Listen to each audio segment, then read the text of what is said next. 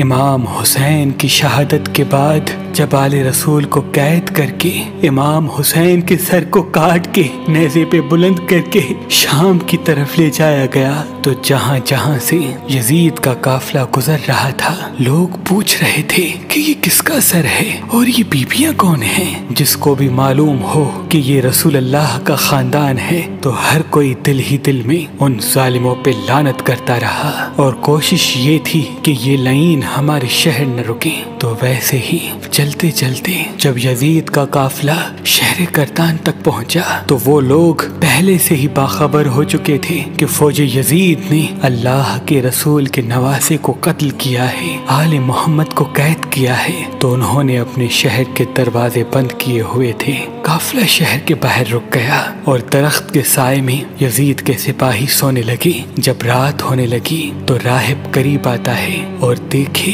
کہ ایک نورانی سر ہے جس پہ آسمان سے فرشتے آ کے سلام کر رہے ہیں اور وہ سر قرآن کی تلاوت کر رہا ہے۔ جیسے ہی واپس اپنے گھر جائے پوری رات سوچنے لگا کہ یہ کسی مقدس ہستی کا سر ہے۔ بس فوراً صبح آ کے سپاہیوں سے پوچھنے لگا کہ یہ کس ہستی کا سر ہے۔ فوج یزید نے کہا کہ یہ حسین ابن علی کا سر ہے۔ تو اس نے پوچھا کون حسین؟ اتنے میں شمر کہنے لگا حسین فاطمہ کا بیٹا، محمد کا نواسا۔ وہ چیخ کے زمین پہ بیٹھ گیا اور کہنے لگا کتنے بدبخت ہو، اپنے رسول کے نواسے کو ہی قتل کر دیا، اور یہ عورتیں کون ہیں؟ شمر کہنے لگا یہ رسول اللہ کی نواسیاں ہیں، بیٹیاں ہیں۔ وہ رو رو کے کہنے لگا اے شمر مجھے اس مقدس سر کو ایک رات کے لیے دے دو۔ شمر کہنے لگا یہ قافلہ شام جا کے رکے گا کیونکہ ہمیں یزید سے بہت بڑا انعام ملنا ہے۔ راہب نے کہا میرے پاس 10,000 درہم ہے، اگر ایک رات کے لیے سر دے دو تو وہ میں تمہیں دے دوں گا۔ سب آپس میں صلاح مشورہ کرنے کے بعد اس بات تک آ پہنچے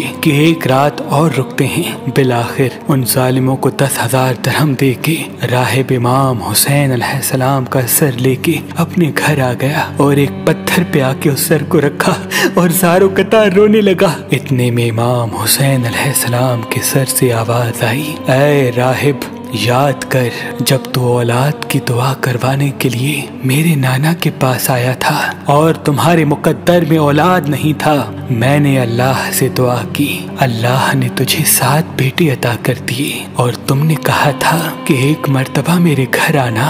اے راہب آج میں حسین تیرے گھر آ ہی گیا۔ بس جیسے ہی امام حسین کے سر سے یہ آواز سنی راہب زور زور سے رونے لگا اور کہنے لگا اے میرے آقا حسین مجھے معاف کیجیے گا، اگر مجھے معلوم ہوتا تو میں بھی آپ کے قدموں پہ قربان ہوتا۔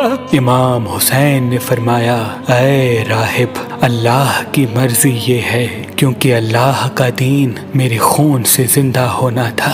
پوری رات وہ مولا حسین کے سر سے گفتگو کرنے لگا۔ جب صبح کا وقت قریب آیا تو راہب نے سوچا کہ میں مولا حسین کا سر واپس کیسے کروں۔ تاریخ نے لکھا وہ جو 7 بیٹے امام حسین کی دعا سے ملے تھے ان میں سے ایک بیٹے کا سر قلم کر کے شمر کے پاس لے گیا۔ شمر نے جیسے ہی سر کھول کے دیکھا تو کہنے لگا یہ حسین کا سر نہیں۔ وہ واپس آیا، دوسرے بیٹے کا سر قلم کیا، انہوں نے وہ دیکھا، پھر کہا یہ حسین کا سر نہیں۔ ایسے کرتے کرتے راہب نے امام حسین کے عشق میں اپنے 7 بیٹے قربان کر دیے۔ جب آخری بیٹے کا سر شمر نے دیکھ کے یہ کہہ دیا کہ اے راہب تو وعدہ خلافی کر رہا ہے، اگر حسین کا سر نہیں دیا تو ہم تیرے پورے خاندان کو قتل کر دیں گے۔ بس جیسے ہی واپس اپنے گھر پہنچا تو امام حسین کے سر سے آواز آنے لگی اے راہب اپنے سارے بیٹوں کے سر ان کے جسم کے ساتھ رکھو، اللہ کے کرم سے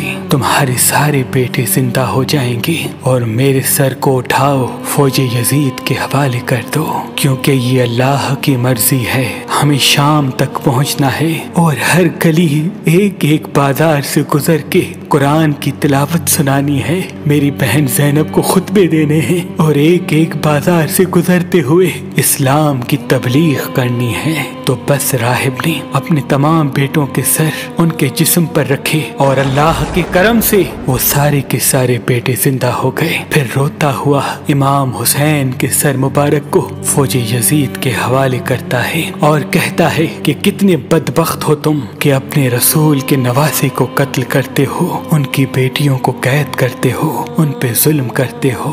तुम्हारा ये जुल्म कयामत तक तुम्हारे लिए लानत बन जाएगा। आज भी उस पत्थर से खून निकलता है जिस पत्थर पे इमाम हुसैन अलैहिस्सलाम के सर मुबारक को रखा गया, क्योंकि शहीद कभी मरता नहीं और खून नाहक कभी छुपता नहीं। खून नाहक कभी छुपता नहीं।